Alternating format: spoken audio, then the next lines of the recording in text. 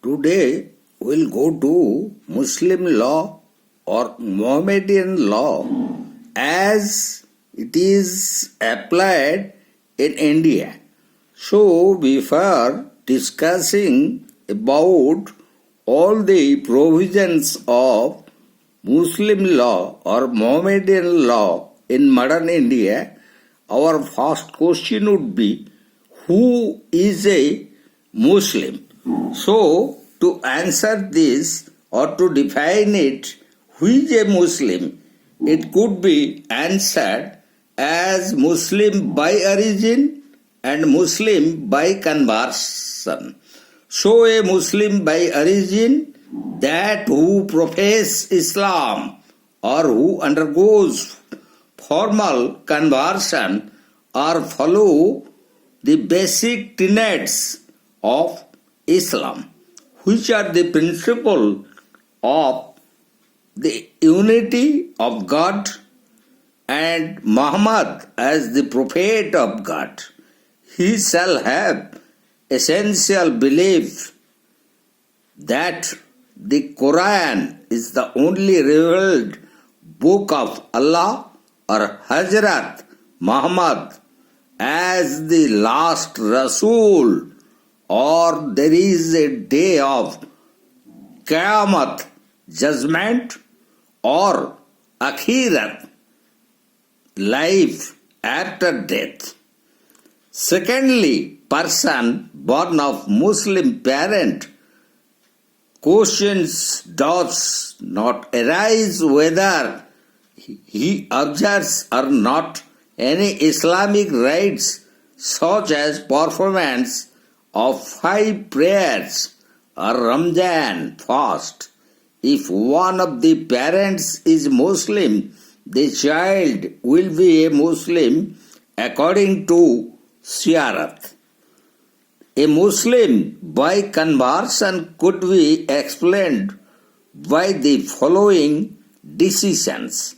So in Syed versus Rajamma in 1977, the Andhra Pradesh High Court observed a non-Muslim may become a Muslim by professing Islam, by acknowledging that there is only one God and Muhammad as his prophet, or by undergoing the ceremonies of conversion to Islam. In I.Abdul Razak versus Aga Mohammad in 1893, Lord Justice McNaughton held that profession without conversion is necessary and sufficient to declare one as Muslim.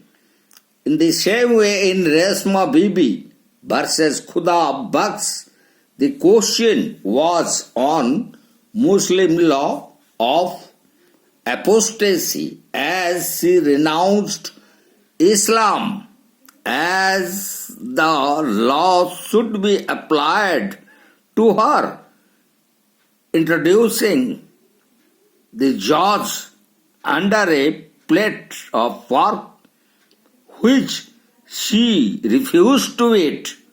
The court observed, one may relinquish a faith which is an easy thing to do, but one may not acquire liking for those things which one has been taught to detest throughout one's life.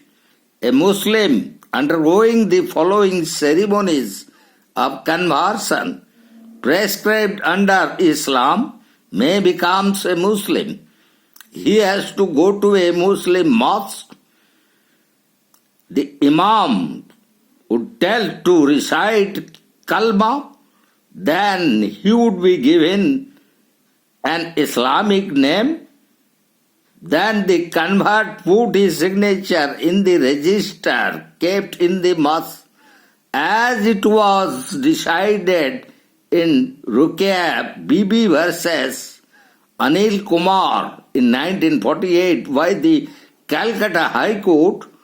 In the same way, in Jiwan Khan versus Habila in 1933, the Lahore High Court held conversion of a Muslim from one sect to another does not amount to apostasy, and a person changing from one sect to another continues to be a Muslim. As the Shias are Muslim, even if they renounce the first three caliphs, the question of colorable and fraudulent and dishonest conversion was first in the leading case Skinner versus Order in 1871, where it was held that conversion was not bona fide as pronounced by the Privy Council.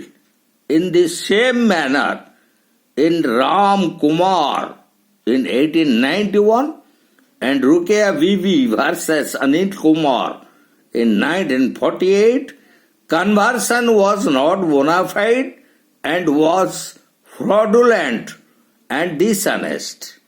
And in our subsequent discussion, we will take the leading case, Abraham versus Abraham of 1863 and Muhammad Ismail versus Lal Sharmukh in 1912, where the Privy Council held on the question whether the entire personal law applies to a convert, that a convert who renounces his old religion may also renounce his old law, or if he thinks fit, may abide by the old law, even though he had renounced his old religion.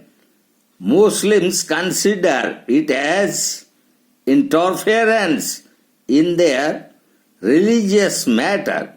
So the Shariat Act was passed in 1937 with a view to giving effect to the cherished desires of Muslims of India that customary law should in no case take the place of Muslim personal law.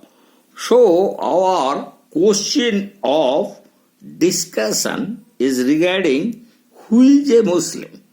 So there are two different kinds of Muslims, Muslim by origin and Muslim by conversion. So also how it would be determined who is a Muslim by origin, and that also by professing Islam and following the beliefs of Quran and of believing of Allah, so also of Hazrat Muhammad, and that also believing in Qiyamah, or which is otherwise called the Day of Judgment or Akhirat, that is what would happen after the death, about life. And regarding conversion, there were certain other guidance provided how a convert would be considered as a Muslim. So, regarding that, there were important leading cases that already we have discussed, like Syed versus Rajamma of 1977, which was decided by the Andhra Pradesh High Court, and so also in the case of regarding conversion of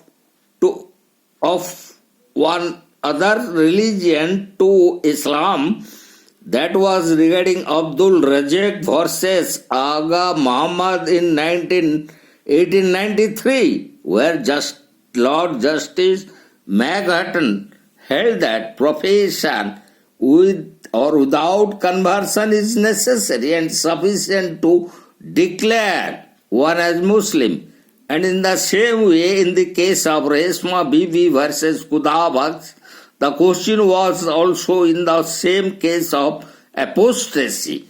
So, if one changed his old religion and how far he is believing or following the basic tenets of that religion, it could be tested. And that was tested in Reshma Bibi case, as a plate of pork was offered to her and told to her to eat those porks.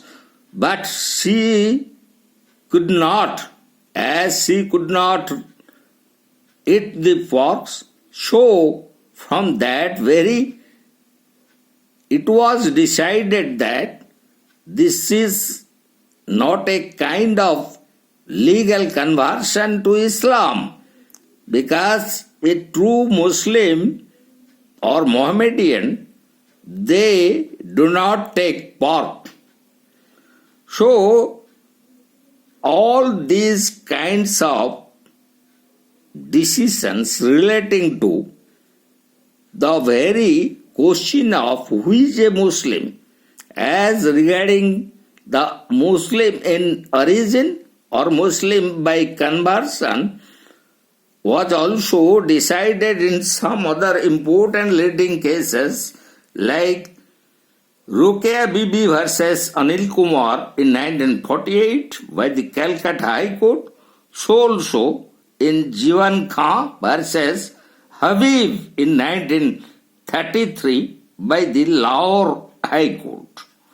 So, lastly, the question of colorable and fraudulent and dishonest conversion that came over in the leading case Skinner versus OD in 1871. So also the Privy Council also held such kind of colorable, fraudulent and dishonest conversion as not allowed under the Islamic laws, and that was also decided again in Ram Kumari case in 1891 and Rokey Bibi versus Anil Kumar in 1948, and lastly in Abraham versus Abraham in 1863 and Muhammad Ismail versus Lal Sumat in 1912. The Privy Council held on the question whether entire personal law applies to a convert, but a convert who returned to his old religion or renounced his old religion. So on that question, it was decided that a convert could follow his old tenets or practices, and as it was also being legalized and recognized under the Shariat Act, which was passed in 1937.